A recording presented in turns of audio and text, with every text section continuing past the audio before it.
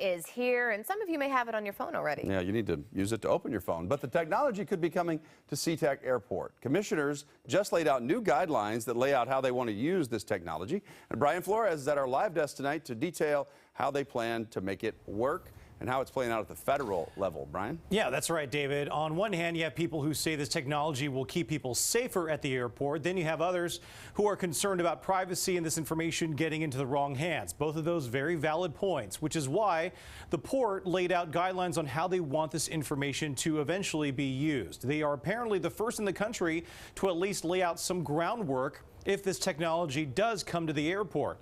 Now, along with the rules that we'll talk about in a moment, they'll also formed a working group that by March 31st of next year will further these ground rules into actual policies that will be measured and enforced, they say. So what are some of these guidelines? According to the port, they include number one, the technology needs to be justified, they say. It needs to be used for a clear and intended purpose and not for large group surveillance. Number two, it needs to be voluntary. There needs to be screening alternatives for those who don't want their faces to be screened. Number three, it needs to be private. Data should not be stored for longer than necessary.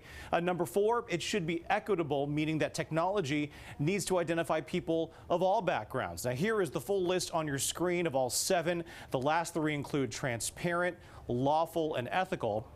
The technology itself, though, it's getting some mixed reactions.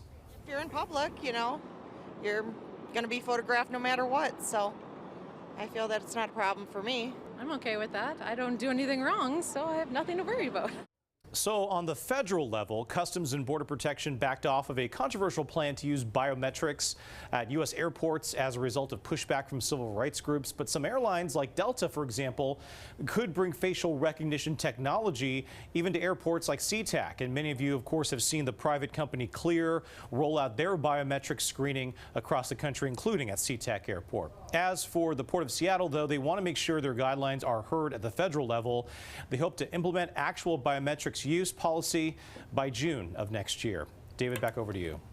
All right, and tonight Boeing leaders say they're seeing some